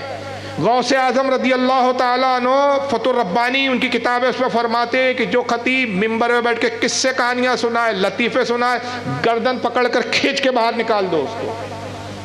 یہ ممبر ہنسی مذاق کے لیے نہیں ہے جناب, یہاں سے عقیدے کی بات ہونی چاہیے, خوف الہی کی بات ہونی چاہیے. ٹھٹے بازی ہو رہی ہے. ماں کے قدموں کے نیچے جنت ہے, سسر کے بھی قدموں کے نیچے ہاں 5 لاکھ ہے, پھر ریچ ہے. کیا تماشا ہے, ماں کے قدموں کے نیچے جنت ہے, یہ کیا ہے؟ حدیث ہے. اب حدیث کا مذاق اڑا رہے ہو اور عالم بولتے ہو اپنے آپ. کس مدرسے سے پڑھا؟ گھاس چھیلتے ہو کیا تم یار مدرسوں میں, کہ پڑھتے بھی ہو کچھ؟ آ گئے تم مفت کی 8 سال روٹیاں کھانے کو ملتی ہے مدرسے میں, اس لیے آ جاتے ہو کیا؟ میں یہ بول سکتا ہوں کہ ہم نے اس فیلڈ کو چھوڑا کہ باخدا یہ جو نذرانے ملتے اس سے زیادہ ہم وہاں کما سکتے ہو, جو جن فیلڈوں کو چھوڑ کر ہم اس لائن میں آئے. تو یار کچھ تو ممبر کا تقاضا کرو. تو بہرحال چلیے بات کہیں کہ کہیں جا رہی ہے. سوال کیجیے آپ. السلام علیکم ورحمۃ اللہ وبرکاتہ. وعلیکم السلام ورحمۃ اللہ وبرکاتہ. جو شیعوں کا ایک اور عقیدہ ہے کہ محمد صلی اللہ علیہ وسلم کو زید دینے والی حضرت عائشہ صدیقہ اور حضرت حفصہ رضی اللہ عنہ. اس پر میری محرم الحرام میں ایک بڑی مستقریر ہے واضح طور پر. شیعہ وہ فرقہ ہے, امام شافعی رحمۃ اللہ علیہ فرمایا کرتے تھے مدینے سے ایک حدیث نکلتی ہے, کوفہ جاتی ہے. کوفہ شیعوں کا گڑھ تھا اس زمانے میں. مدینے سے ایک حدیث نکلتی ہے تو وہ جب کوفہ جاتی ہے تو مدینے سے نکلتی ہے تو انگل بھر کی ہوتی ہے. کوفہ جاتی ہے, وہاں گردش کرتی ہے, گھومتی ہے, اور دوبارہ مدینے واپس آتی ہے تو بالج بھر کی ہو جاتی ہے. سمجھ میں آیا آپ کا اس کا مطلب؟ یعنی حدیث چھوٹی سی بات کا بولتے ہیں نا, بات کا پتنگڑ بنانا, یہ رابطیوں کا کام رہا. باخدا آپ ان کے 4 مولویوں کا انتخاب کر لیجئے. میں ایک بہت بہترین بات آپ کو بتا رہا ہوں. 4 مولویوں کا انتخاب کر لیجئے. 4 مولویوں کے آپ کربلا کے واقعات سنیے. چاروں مولوی کے واقعات میں آپ کو فرق نظر آئے. یہ ابھی حضرت فاطمہ کے اوپر میں نے ویڈیو دکھایا. ہر مولوی وہ ان کے بقول جو وہ بتاتا بھی ہے نا, حضرت فاطمہ شہید ہوئی, قتل ہوئی, تو 5 مولوی 10 مولوی جتنے مولوی سنو گے سب کی روایتیں الگ ہوں گی. ہر کوئی مرچ مسالہ لگاتا ہے. تو بہرحال یہ بہت جھوٹے ہیں. بخاری شریف کے اندر حدیث ہے جس پر یہ پوری عمارت تعمیر کی ہے ان راتیوں نے. بخاری میں ہے کہ اللہ کے نبی صلی اللہ علیہ وسلم پر بہت تیز بخار تھا. حضرت عائشہ کہتی ہے کہ ہم ازواج محترات حجرے میں موجود تھی. حضور کے چچا عباس بھی تھے. باضابطہ نام لیے اس حدیث میں کون کون موجود تھا. وہ ایک کثیر جماعت تھی، حضور کے اہل خانہ تھے، تو طے ہوا کہ لدود کر کے ایک کاڑھا بنتا ہے، لدود نام ہے عربی میں، اور وہ کاڑھا بہت کڑو ہوتا ہے، کڑوا، بہت کڑوا، یعنی اس کو پی نہ سکے مریض۔ وہ بخار کے لیے اہل عرب اس کو بطور دوا استعمال کرتے تھے۔ تو حضرت عائشہ ام المومنین فرماتی ہے کہ لدود وہ کاڑھا تیار کیا ہم لوگوں نے اور کہا کہ رسول اللہ کو پلایا جائے تاکہ حضور کے بخار میں کمی آئے۔ تو جب ہم کاڑھا لائی تو حضور صلی اللہ علیہ وسلم نے ہاتھ کے اشارے سے انکار فرمایا اس کو پینے سے۔ تو فرماتی ہے کہ ہم نے آپس میں کہا کہ بیمار دوا پینے سے انکار کرتا ہے، حضور بیماری کی سبب سے انکار کر رہے ہیں لیکن ہمیں دوا پلانی چاہیے۔ تو ہم نے پھر بھی حضور کے ممانعت کے باوجود، منع کرنے کے باوجود، کچھ گھونٹ حضور کے دہنے مبارک میں کاڑھا ڈال دیا۔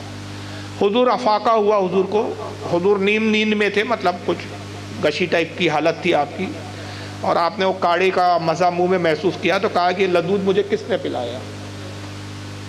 تو ازواج نے کہا کہ یا رسول اللہ ہم نے پلایا۔ کہا میں نے انکار کیا تھا، تم نے میرا انکار کو نہ دیکھا؟ عرض کیا یا رسول اللہ ہم نے یہ خیال کیا کہ مریض دوا پینے سے کراہت جو ہے ظاہر کرتا ہے، تو آپ پر وہی کیفیت ہے۔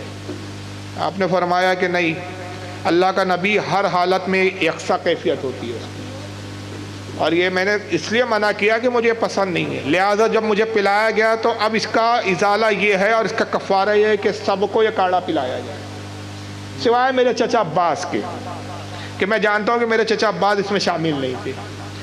تو حضرت عائشہ کہتی ہے سب کو کاڑھا پلایا گیا۔ بس اتنی حدیث ہے، راویوں نے کہا وہ کاڑھا نہیں تھا، زہر تھا۔ تو حضور اپنی طبعی موت سے انتقال نہیں فرمائے بلکہ وہ زہر دیا گیا، حضرت عائشہ ابو بکر نے دیا۔ تو ان حرام خوروں سے پھر وہی سوال ہے میرا، عباس وہاں اس حدیث میں ہے کہ موجود تھے، تو چچا کیا کر رہے تھے؟ زہر دیا جا رہا تھا بھتیجے کو سامنے، علی کیا کر رہے تھے؟ اور پھر وہی سوال دہراؤں گا، عثمان غنی کا قتل بڑا ہے کہ رسول اللہ کا قتل بڑا ہے؟ بولو یار، رسول اللہ کے پھر قتل کے قصاص کے لیے علی کیوں نہیں کھڑے ہوئے؟ ان قاتلوں کو کیوں نہیں تلاش کیا گیا کہ بھئی کون ہے جس نے رسول کو زہر دے کے شہید کیا ہے، اس سے قصاص لیا جائے گا؟ تو بچکانی باتیں ہیں، رسول اللہ کچھ معاذ اللہ کوئی زہر وہر نہیں دیا گیا۔ ہاں البتہ یہ روایتیں ہمارے آئی ہے کہ حضور صلی اللہ علیہ وسلم فرماتے ہیں کہ خیبر کے موقع پر ایک یہودی عورت نے دعوت کی تھی اور اس نے گوشت میں زہر ملایا تھا، تو سرکار نے ایک لقمہ تناول کیا تھا اور اس بوٹی سے آواز آئی تھی کہ اللہ کے نبی آپ مجھے تناول نہ کرے، مجھ میں زہر ملایا گیا۔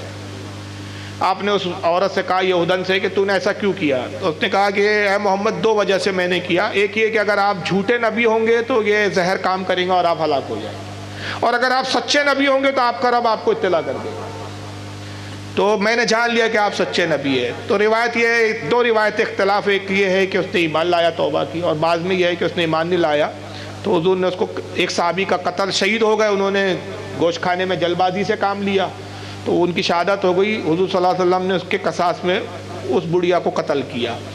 حضور فرماتے ہیں کہ چونکہ میں نبی تھا اس زہر نے مجھ پر اثر نہیں کیا، حالانکہ وہ صحابی نے بھی ایک ہی لقمہ کھایا تھا مگر ایک ہی لقمے میں ان کا انتقال ہو گیا، زہر بہت شدید تھا، مگر میں اس کی تلخی اب بھی اپنے حلق میں محسوس کرتا ہوں۔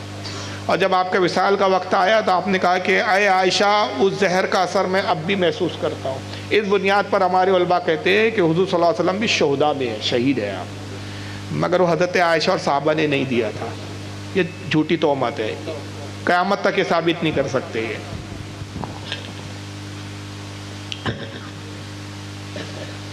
السلام علیکم۔ وعلیکم السلام۔ حضرت ہم آپ کو 2015 سے فالو کرتے ہیں جب آپ پہلا بار ملک بیت تشریف لائے تھے۔ ماشاءاللہ ماشاءاللہ۔ حضرت ایک وہاں پہ اعتراض کرتے ہیں عید میلاد النبی نہیں منانا چاہیے، امام شافعی کا وہ کال پیش کرتے ہیں، وہ کہتے ہیں کہ امام شافعی کال کی نہ کرنے کی دلیل ہوتی ہے۔ جھوٹ بول رہا ہے، باطل کی پہچان یہ ہے کہ جھوٹ بولتے ہو۔ امام شافعی رحمۃ اللہ علیہ، آپ سوال نہیں کر پا رہے ہیں لیکن میں آپ کا معافی ضمیر جو آپ بولنا چاہ رہے ہیں میں سمجھ گیا ہوں۔ بولنا یہ چاہ رہے ہیں کہ امام شافعی یہ فرماتے ہیں کہ دلیل جو ہے کرنے کی ہوتی ہے، نہ کرنے کی دلیل نہیں ہوتی، یہ بولنا چاہ رہے ہیں نا، یعنی کوئی کام کر رہے تو اس کی دلیل چاہیے، الٹا بولا ہے انہوں نے۔ امام شافعی کا یہ قول ہے، اور اس کو امام ابن حجر نے فتح الباری میں لکھا ہے کہ کہ جس کام کو صحابہ نے نہیں کیا، جس کام کو رسول نے نہیں کیا، اس سے صرف یہ ثابت ہوتا ہے کہ وہ کام مسنون نہیں ہے، سنت نہیں ہے، اس سے ناجائز ثابت نہیں ہوتا۔ ناجائز کے لیے دلیل چاہیے۔ دلیل کس کے لیے چاہیے؟ ناجائز کے لیے کہ شریعت نے کہاں منع کیا ہے، حضور نے نہیں کیا، اس سے صرف یہ ثابت ہوگا کہ وہ کام سنت نہیں ہے، لیکن حرام اور ناجائز اس سے ثابت نہیں ہوتا۔ صحابہ نے کسی کام کو نہیں کیا، اس سے صرف یہ ثابت ہوگا کہ یہ کام مسنون نہیں ہے، لیکن ناجائز و حرام ثابت نہیں ہوتا۔ اگر یہ تعریف بیان کی جائے بدعت کی کہ نہیں صاحب جو رسول سے ثابت نہیں وہ بدعت ہے، وہ کام نہیں کر سکتے، تو ایسے سینکڑوں کام ہیں جو وہابی کرتے ہیں اور نہ وہ رسول سے ثابت نہ صحابہ سے ثابت۔ مثال کے طور پہ مدرسے بنانا، پکی مسجدیں بنانا، مسجدوں کے مینار بنانا۔ سب سے بڑی بدعت جو وہابی غیر مقلد کر رہے ہیں، سعودیہ چلے جائے گی، مکہ مدینہ میں تہجد کی اذان ہوتی ہے، چیلنج ہے یہ ثابت کر دے کہ رسول کے زمانے میں تہجد کی اذان کب ہوتی تھی، صحابہ کے زمانے میں کب ہوتی تھی، تابعین کے زمانے میں، ائمہ کے زمانے میں، ترکی حکومت تک کون سے زمانے میں ہوتی تھی یہ بتا دیں۔ تو تہجد کی اذان تو خود ان کی بدعت چل رہی ہے۔ تو یہ نہیں ہے، بلکہ یہ ہے بدعت کی تعریف کہ ناجائز کہنے والوں کو ثبوت دینا پڑے گا۔ اور اس کی دلیل ترمذی شریف اور دوسری کتابوں میں، سنن ابن ماجہ میں سلمان فارسی کہتے ہیں کہ رسول اللہ سے 3 چیزوں کے بارے میں سوال ہوا۔ پوچھا کہ یا رسول اللہ پنیر کھا سکتے ہیں کیا، گھی کھا سکتے ہیں کیا، اور جانور کی کھال کا لباس پہن سکتے ہیں کیا؟ آقا نے فرمایا کہ بس ایک اصول یاد رکھو کہ جو کچھ حلال ہے وہ اللہ رسول نے تمہیں بیان کر دیا، جو کچھ حرام ہے وہ بھی اللہ رسول نے بیان کر دیا، اور جس چیز سے اللہ رسول خاموش ہو وہ چیز تمہارے لیے مباح اور جائز ہے۔ تو میلاد کو حرام کہنے والے کو دلیل دینا پڑے گا کہ یہ حرام کہاں لکھا ہے۔ میلاد کے لیے یہی کافی کہ اس کی ممانعت نہیں، لیکن پھر بھی ہم سنت سے ثابت کرتے ہیں کہ میلاد تو سنت سے ثابت ہے۔ اس کی بھی بہت ساری تقریریں میری آپ نیٹ پہ سن سکتے ہیں۔ وعلیکم السلام۔ میرا سوال یہ ہے کہ کس کو رحمت اللہ تعالیٰ علیہ کہیں اور کس کو رضی اللہ تعالیٰ عنہ کہیں؟ جی۔ اور دوسرا سوال یہ ہے حضرت کہ عرس کیسے منانا چاہیے؟ آج کل بہت سارے عرس میں خرافات ہو رہی ہے، یہ چادر، گاگر، جھنڈے لگانا یا سندل لگانا، اس کو دیکھ کر ہم لوگ کا نوجوان طبقہ بہت ہٹ جا رہا ہے اہل سنت والجماعت سے۔ تو عرس کیسے منانا چاہیے، آپ تھوڑا بیان کریں۔ السلام علیکم۔ وعلیکم السلام۔ دیکھیے پہلا سوال تھا کسے رضی اللہ تعالیٰ عنہ کہے، کسے رحمت اللہ علیہ کہے۔ اصل میں اشارہ اس طرف ہے، کچھ لوگ کہتے ہیں کہ اعلیٰ حضرت جو ہے وہ تو بات کے ہے، اگر تم ان کو ولی بھی کہتے ہو تو مولانا احمد رضا رضی اللہ تعالیٰ عنہ کیوں کہتے ہو؟ بھائی رحمت اللہ علیہ کیجئے۔ تو یہ ایک اصول بنا لیا لوگوں نے کہ ولی کے لیے رحمت اللہ علیہ، صحابہ کے لیے رضی اللہ عنہ۔ امام نووی رحمت اللہ تعالیٰ نے شرح مسلم لکھی ہے، بہت مشہور ہے ان کی، بہت بڑے امام و محدث گزرے۔ شرح مسلم کے مقدمے میں فرماتے ہیں کہ ابتدائے زمانہ میں یہ کہنے کا دستور ہی نہیں تھا۔ صحابہ جب ایک دوسرے کا نام لیتے تھے تو ڈائریکٹ نام لیتے تھے، وصال یافتہ کا بھی نام لیا جاتا تو نام لیتے تھے، اس طرح کے کلمات نہیں کہتے تھے۔ بعد میں بزرگوں نے مستحب جانا کہ جب بزرگوں کا نام لیا جائے تو فرماتے ہیں، میں مفہوم بتا رہا ہوں عربی عبارت کا، فرماتے ہیں کہ پھر بزرگوں نے یہ اصول قائم کیا کہ ولی کے لیے رحمت اللہ علیہ کہا جانے لگا، صحابہ کے لیے رضی اللہ عنہ کہا جانے لگا۔ مگر اس کے برعکس بھی کہنا جائز ہے، ولی کے لیے رضی اللہ عنہ بھی جائز ہے، صحابہ کے لیے اگر رحمت اللہ علیہ بھی کہا تو وہ بھی جائز ہے، تو اس میں کوئی حرج نہیں ہے۔ وہ ذات ہر وہ ذات جو عقیدے میں، اعمال میں، تقوی پرہیزگاری میں مستحکم ہو، اس کے وصال کے بعد اس کو رضی اللہ عنہ بھی کہہ سکتے ہیں، اگرچہ وہ ولی ہو، اگرچہ صحابی نہ ہو۔ اور اس کی دلیل قرآن عظیم میں اللہ فرماتا ہے کہ رضی اللہ عنہم ورضوا عنہ، یہ وہ لوگ ہیں جن سے اللہ راضی ہو گیا، وہ اللہ سے راضی ہو گئے۔ یہ سورہ مجادلہ کی آیت ہے، میں نے ابتدا میں پڑھا تھا نا، ایک ہی آیت کا ٹکڑا پڑھا، اس کا ایک ہی حصہ۔ آگے یہ ہے کہ اللہ فرماتا ہے کہ اولئک کتب فی قلوب الایمان وایدہم بروح منہ، یہ وہ لوگ ہیں کہ جن کے دل پر اللہ نے ایمان کو نقش کر دیا ہے۔ تو ہر وہ ذاتیں کہ جو بہت ایمان میں پختہ رہی، ہر زمانے میں ایک معیار رہا ان کا معاملہ، تو اس کو اللہ آگے فرماتا ہے کہ یہ وہ لوگ ہیں جن کے دلوں پہ اللہ نے ایمان کو نقش کر دیا۔ وَيُدْخِلُهُمْ جَنَّاتٍ تَجْرِي مِن تَحْتِهَا الْأَنْهَارُ خَالِدِينَ فِيهَا، اور جب یہ انتقال کریں گے اللہ ان کو جنت کے باغوں میں لائے گا جس کے نیچے نہریں روا دوا، رضی اللہ عنہم ورضوا عنہ، یہ وہ لوگ ہیں جن سے اللہ راضی ہو گیا، وہ اللہ سے راضی ہو گئے۔ تو اس بنیاد پہ علماء کہتے ہیں کہ اولیاء کے لیے بھی رضی اللہ عنہ کہہ سکتے ہیں. یہ الگ بات ہے کہ صحابہ کے لیے مخصوص ہے، لیکن اگر کسی بڑے مشہور و معروف بزرگ کے لیے کہا جائے تو حرج نہیں. جیسے امام ابو حنیفہ کے لیے بھی رضی اللہ عنہ کہتے ہیں ہم، امام شافعی کے لیے کہتے ہیں، حالانکہ یہ صحابی نہیں ہے، تو جائز ہے. واللہ اعلم ثم رسول. اور دوسرا سوال کیا تھا بھائی؟ عرس. یہ بڑا لمبا ہے، اس کا جواب بڑا لمبا ہے. المختصر یہ ہے کہ سب سے پہلے تو جانیے کہ عرس کی اصل کہاں سے ہے. صحیح بخاری کی حدیث ہے کہ حضور صلی اللہ علیہ وسلم ہر سال اصحاب شہدائے احد کی قبروں پہ تشریف لایا کرتے تھے. جس تاریخ کو اصحاب احد شہید ہوئے تھے اس تاریخ کو رسول اللہ تشریف لاتے تھے، ساتھ میں ابو بکر صدیق اور عمر فاروق ہوتے. اور پھر راوی کہتا ہے کہ حضور کے وصال کے بعد یہ معمول ابو بکر اور عمر کا بھی قائم رہا کہ یہ بھی ہر سال آتے تھے. وہاں سے عرس کی دلیل لی جاتی ہے کہ تاریخ متعین پر جس تاریخ کو کسی کا انتقال ہوا بزرگ کا، اس تاریخ کو جمع ہو کر اصالِ ثواب کرنا یہ عرس کہلاتا ہے. اب شرعاً عرس یہ ہے کہ آپ جس بزرگ کا عرس منا رہے ہیں وہاں جمع ہو، ان کا تذکرہ کیا جائے، ان کی تعلیمات کی بات کی جائے، اصالِ ثواب کیا جائے، قرآن وغیرہ پڑھا جائے، اذکار اور تسبیح و تحلیل کی جائے. ان کے نام پر جو ہے لوگوں کو کھانا وغیرہ کھلا کے مسکین اور لوگوں کو کھانا کھلایا جائے تاکہ اس کا ثواب ہو، یہ جائز ہے. اب اس میں جو خرافات شامل کر لیے لوگوں نے، ناچنا گانا، قوالی، میلے ٹھیلے، تو اس کی شرعاً تو اجازت نہیں ہے. تو شرعی طور پر جس کی علماء اجازت دے، جس کی شریعت اجازت دے، اسی طریقے سے عرس منانا چاہیے. جیسا کہ آج بھی اگر آپ کو شرعاً عرس دیکھ رہا ہے تو آپ بریلی شریف میں حالات کا عرس دیکھ سکتے ہیں، ماررہ کا بھی دیکھ سکتے ہیں. آپ ماررہ شریف چلے جائیے، میں تو خیر گیا نہیں ہوں، اللہ کرے حضور حاضر ہو، لیکن ہمارے ناگپور سے بہت لوگ جاتے ہیں. حضور امین شریعت، امین ملت سے بہت مرید ہے ہمارے یہاں، کثرت سے. نجیب ملت سے بہت مرید ہے ہمارے یہاں، اور الحمدللہ دونوں شخصیات سے میری 12 ملاقاتیں ہوئی ہے. خاص طور سے نجیب میاں سے تو بہت بار ناگپور میں ملاقاتیں ہوئی. اور نجیب میاں کے خاص مرید ہے جو ہر سال ان کو 11ویں شریف میں بلاتے ہیں. ہمارے خاص عزیز دوستوں میں سے، بلکہ میرے ساتھ اٹھنا بیٹھنا، یوسف پٹیل ماربل والے بولتے ہیں ان کو. ماشاءاللہ بڑی مالدار پارٹی ہے، وہ ہر سال بہت دھوم دھام سے 11ویں کرتے ہیں. تو نجیب میاں آتے، میں نے خود ان بزرگوں سے سنا، مجھے انہوں نے کہا آپ عرس میں آئیے. نجیب میاں وغیرہ نے بھی کہا ایک مرتبہ کہ آپ عرس میں آئیے، عرس دیکھیے کہ ہم لوگ کھانا وغیرہ کس اہتمام سے کھلاتے ہیں، کس طرح سے خاطر تواضع زائرین کی کرتے ہیں. تو یہ جو شرعاً آپ کو عرس دیکھنا ہے تو ان بارگاہوں میں جا کر دیکھیں. اور خاص طور سے اعلیٰ حضرت کا جو عرس ہوتا ہے، کوئی قوالی نہیں ملے گی آپ کو، کوئی میلے، کوئی ٹھیلے نہیں ملیں گے آپ کو. ملیں گی تو کتابوں کی دکانیں ملیں گی، وہاں ہر جگہ جگہ اسٹیج ملیں گے جہاں تقاریریں ہو رہی ہے، جگہ جگہ نیاز کے کھانے اور لنگر ہو رہے ہیں. تو اس طرح عرس منانا چاہیے. واللہ اعلم ثم رسول. سوال و جواب کا سیشن ختم ہوتا ہے. ہمارے علاقے کے جتنے بچے ہیں جن کے ذہن و دماغ میں کچھ سوالات جنم لے رہے ہیں، تو آج کے جلسے کرانے کا مقصد میرا